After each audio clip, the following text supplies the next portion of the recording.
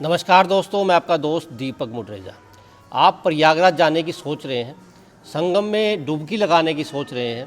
वहाँ के क्या हालात हैं, वहाँ पर क्या किस तरह की व्यवस्थाएं हैं और वहाँ पर किस तरह का मज़ा या आनंद आता है, इन सभी बातों से आपको रूबरू कराएंगे। हमारे साथ डॉक्टर अशोक गिरी हैं, जो कि भिवानी के अंदर जो श्री श्री 1008 परमहंस बाबा जहरगिरी का जो मंदिर है, वहाँ पर पीठासीन है, हमारे साथ हैं। आपका बहुत बहुत स्वागत है हमारे चैनल में महाराज जी। अभिनंदन। महाराज जी, सबसे पहले तो मैं आपसे जानना चाहूँगा, प्रयागराज में आप वहाँ पर गए भी हो, वहाँ पर आपने डुबकी भी लगाई, प्रधानमंत्री तक भी वहाँ पर गए थे। क्या व्यवस्थाएं हैं वहाँ पर और किस तरह का जो आनंद है वहाँ पर वो मिलता है? कुंभ नगरी प्रयागराज में अद्भुत और अविस्मरणीय कुंभ रहा। अब की बार मैंने बहुत कुंभ किए हैं, जैसे कि अभी अगर प्रयागराज की बात करें तो 5वां कुंभ था हमारा ये। वहाँ पर सफाई से लेके स्नान तक की व्यवस्थाएं, यहाँ तक कि आने जाने की व्यवस्थाएं, रुकने की व्यवस्था, और जहाँ तक आप जो वहाँ का प्रशासन है उनकी व्यवस्था देखेंगे तो अद्भुत है और देखने लायक है। प्रयागराज में स्नान की जो सरकार ने व्यवस्था रखी, त्रिवेणी संगम की कई व्यवस्था से कि हमारी मानना है कि हमें स्नान जो है वो संगम में ही नहाया जाए।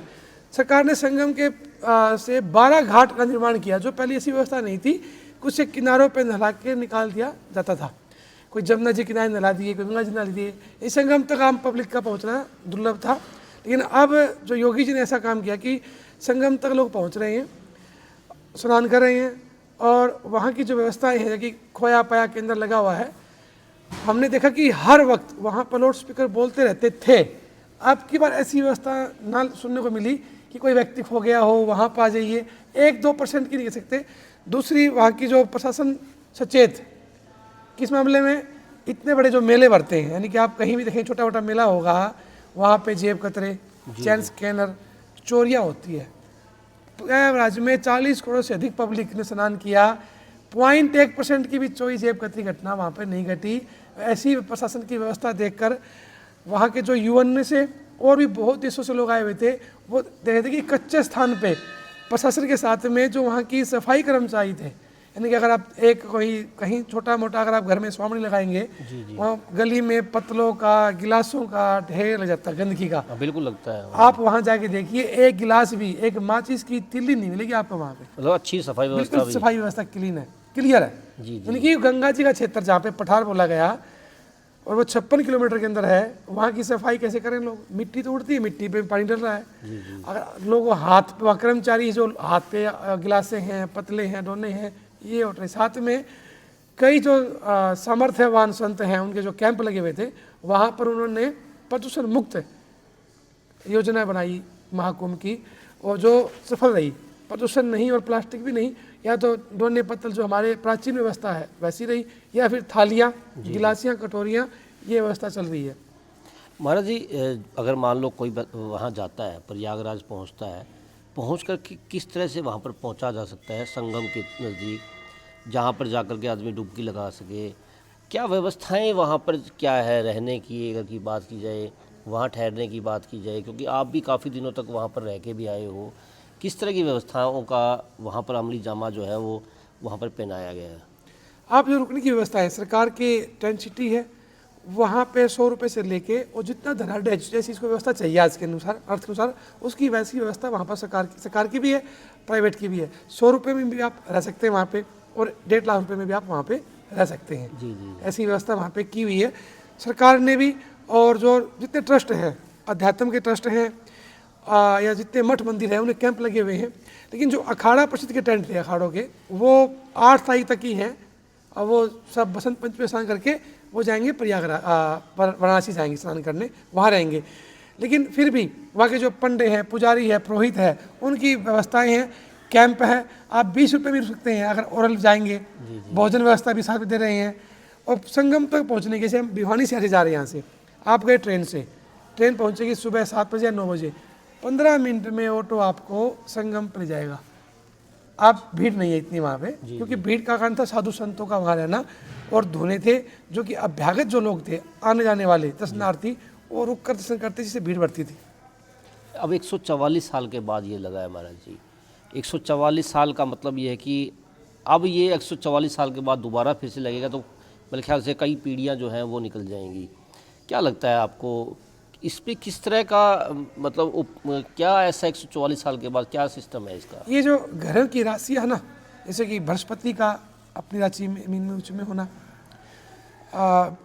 उसका बोलते हैं सूर्य जी का मकर में होना अपने बेटे के घर पे, और चंद्रमा का हर एक विशेष राशियों पे अपना रथ छोड़ना, यानी कि ये केवल बृहस्पति की ही साइकिलिंग पे यानी कि चाल पे नहीं तो चलता है कुंभ मेला। क्योंकि जब जिस समय मंथन किया गया था, देवगुरु बृहस्पति के आज्ञा अनुसार मंथन हुआ था और बृहस्पति ने ही मंथन करवाया था जिससे कि अमृत प्राप्ति हुई थी। और जब भगवान ने वरदान दिया कि बृहस्पति सूर्य चंद्र जब विशेष राशियों में होंगे तब कुंभ का महत्व मिलेगा, स्नान का महत्व मिलेगा।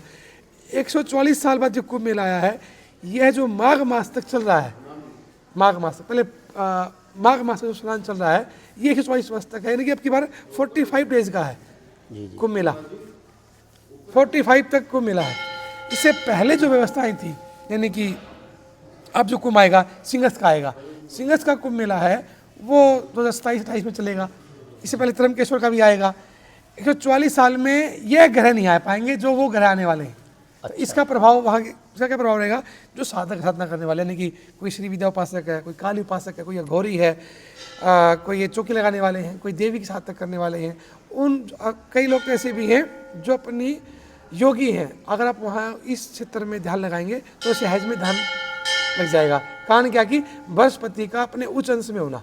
तो किस तरह की मनोकामनाएं जो हैं वो पूरी होती हैं, जिस प्रकार से वहाँ पर जो है ज़्यादातर साधु लोग जो है ज़्यादा वहाँ पर गए हुए हैं, तो वहाँ जिस प्रकार से आपने भी बताया कि संत जो हैं वो पहले गए थे वहाँ पर स्नान किया, आप भी वहाँ पर जा कर के आए हो, तो किस प्रकार से ध्यान जो है वहाँ पर लगाया जाता है और किस तरह की मनोकामनाएं जो और जो लोग हैं जो अपने जीवन में रह रहे हैं, दाम्पत्य जीवन में रह रहे हैं, वो लोग भी जाना चाहते हैं, वो लोग भी किस प्रकार से अपनी मनोकामनाएं जो है वो पूर्ण करवा पाएंगे? मनोकामना तो आपकी सहज घर में संकल्प से व्यक्ति पूर्ण, लेकिन हम सनातन वाले हैं, यह जो कुंभ मेला ना ये आवागमन से छुटकारा दिलाने वाला है, मोक्ष दिलाने वाला है। आप मनोकामना तो कोई सहज व्रत उपवास करने से आपकी मनोकामना पूर्ण हो जाएगी, लेकिन कुंभ स्नान करने से पुनरपि जन्म पुनरपि मरणम पुनर्जन्म जठे शयनम, यानी कि पुनः जन्म नहीं लेना पड़ेगा संसार में। और आज का जो मोक्ष की बात की, अगर जाता है व्यक्ति वहाँ पे, जो अज्ञानी उसको ज्ञान की तरफ ले जाएगा, उसका अज्ञान जो रूपी मोक्ष है वो मिल जाएगा उसको। जो संतापी है, मतलब कि रोगी है, द्वेषी है, अहंकारी है, ईगो है, तो उसको उससे मोक्ष हो जाएगा, उसकी बुद्धि बदल जाएगी, विवेक जाग जाएगा, ज्ञान की प्राप्त होगी। और जिसको मान लो कि जिसको जाना ही कोई विशेष मन भाषित लेके कि मेरी मनोकामना पूर्ण हो, मेरी ये इच्छा है, तो वह सत्संकल्प करके वह एक दिव्य 5 दिवसीय 7 दिवसीय अनुष्ठान करे जो उसका इष्ट है, सभी तरह के उसके रोग और सभी तरह की मनोकामना वहाँ पूर्ण हो सकती है। क्योंकि वहाँ पर संगम है, माँ गंगा का, जमुना का, श्रुति का त्रिवेणी संगम है। प्रयागराज जो तीर्थ है, जितने भी तीर्थ है ना, उनका राजा प्रयागराज है। तो जिसे कहते हैं प्रयागराज यानी कि राजा, तीर्थों का राजा। राजा के पास आप जब जाते हैं आप कुछ भी मांग सकते हैं, राजा प्रसन्न है आपके ऊपर। तो राजा अगर आप पर हैप्पी हो गया, बस खुश हो गया, तो आपके लिए मनोकामना क्या बड़ी बात है, तो मोक्ष दे देगा। महाराज जी एक चीज़ और भी मैं जानना चाहूँगा, जैसे वहाँ पर जो है घटना घटित हुई, काफ़ी सारे लोग जो है वो वहाँ पर जो है मरे भी सही, क्योंकि जो घटना घटित हुई थी वहाँ पर ज़्यादा संख्या के अंदर लोग पहुँच गए, एक तरह से भगदड़ जो है वो मच गई थी। तो उसका क्या कारण मानते हैं आप, क्योंकि आप भी उस वहीं पर ही थे उन दिनों? जी तो हम क्या मोनी माओ से बताते हम वहीं थे। ये जितना कई तो फेक बात चल रही है कि बहुत से लोग मरे हैं, वहाँ पे 38 से 40 संख्या में टोटल व्यक्तियों का शहीद या देहांत हुआ है माँ गंगा के चरणों में। और वो भगदड़ कांड हुई, संगम का क्षेत्र विशाल क्षेत्र है, एक क्षेत्र था पूछ क्षेत्र जब जोशी के लगता हुआ जी, उस गलियारे में जो मतलब कि शाही स्नान या अमृत स्नान का जो गलियारा है उसके अंतिम छोर पे भगदड़ हुई है, न कि पूरे छोर पे। वो कुछ एक समय में शांत हो गई। और आप देखिए 40 करोड़ पब्लिक, 10 करोड़ पब्लिक उस समय थी वहाँ पे। सरकार का मानना 10 करोड़ ही है सरकार के कागजों में, लेकिन हमारे संतों का मानना है कि उस समय वहाँ पे 15 से 16 करोड़ लोग आराम से होंगे। कारण क्या कि ट्रेनों में टिकट नहीं थी, टिकट आपकी एक है, जा रहे 5 लोग साथ में, आपके 4 जा रहे हैं, तो उनकी गिनती नहीं है। जो 3 4 5 आए हुए हैं, ट्रक वाली गिनती नहीं है, जो ऐसे लोग 5 से 207 भी है। तो इस प्रकार संतों का मानना इतने लोग थे। और केवल 8 से 9 मिनट, 10 मिनट पूरी नहीं हुई, 8-9 मिनट में एम्बुलेंस वहाँ पहुँच गई। आप एक बार अनुमान लगाइए, ये देखिए व्यवस्था कैसी होगी इसी की। अगर आपने शहर में कॉल करते तो यहाँ नहीं आ पाएगी एम्बुलेंस, और वो 10 किलोमीटर की एम्बुलेंस दौड़ के बंदा और 8-9 मिनट में आप पहुँच गई। मतलब तमाम तरह की व्यवस्थाएं जो जबरदस्त व्यवस्थाएं हैं। और वहाँ के जो प्रशासन था, उन्होंने प्रशासन साथ जो संत महात्माओं के जैसे कंप्लेन हुए थे, वो बच्चों ने दौड़ा है, व्यवस्थाएं की, व्यवस्था को संभाला है, कंट्रोल किया है। एक गलियारे में भगदड़ थी ना कि चित्र में, चित्र तो बड़ा पूरा है, अगर पूरे में होती तो बहुत अचंभा होता और बहुत मृत्यु भी होती। महाराज जी, मेरा एक अंतिम जो सवाल है वो ये है अनुभव के ऊपर। आप वहाँ पर गए, कितने दिन तो आप वहाँ पर रहे और क्या अनुभव जो है वो आपके रहे हैं? क्योंकि स्नान आपने वहाँ किया, आप ये सोचिए कि आप फिलहाल वहाँ पर हैं, स्नान कर रहे हैं, किस तरह के अनुभव जो है वो आपने प्राप्त किए हैं? महाराज प्रयाग में स्नान दिव्यता अनुभव है। यानी कि आप देखिए, किसी को भी कोई एक पीला चावल नहीं दिया गया, किसी को एक पीला चावल नहीं दिया गया। सरकार ने अपनी जो नियम बनाए होंगे, मतलब कि किसी को खाट दिया होगा। यानी कि 172 देशों से अधिक के तो वहाँ पे यात्रियाँ, और पूरा भारतवर्ष से कोई एक घर बचा होगा, गली बची होगी, गांव बचा होगा। अब हमारी 41 करोड़ जनसंख्या है, 40 करोड़ पब्लिक मान रही है पहुँचेगी। हम तो शुरू से कहेंगे 50 करोड़ से आसपास लोग पहुँचेंगे, और लास्ट में 2026 तक आप 50-52 करोड़ लोग होंगे। आप बताइए, जिसमें हिंदू सनातनी 100 करोड़ है, बचा कौन? अगर 40 चले गए तो 60%, 50 तो 50% वहाँ गए हैं। यानी कि इतना बड़ी दिव्यता, बगैर किसी निमंत्रण के, आमंत्रण के वहाँ जा रहे हैं और अनुभूति कर रहे हैं अनुभव की।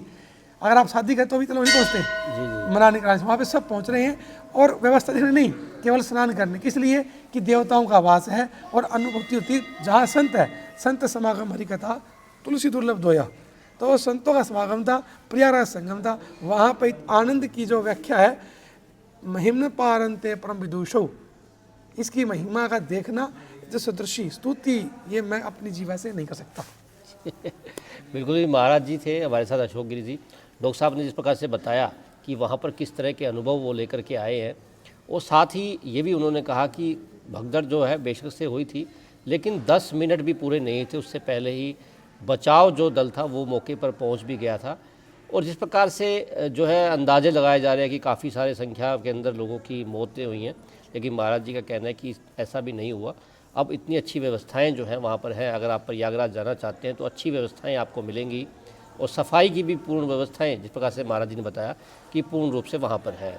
अगर आप प्रयागराज जाना चाहते हैं तो हमारी ओर से आपको शुभकामनाएं हैं, आप जाइए और अच्छे अनुभव लेकर के आप लौटिएगा। आज के लिए बस इतना ही, कल फिर दोबारा मिलेंगे नई खबरों के साथ। नमस्कार।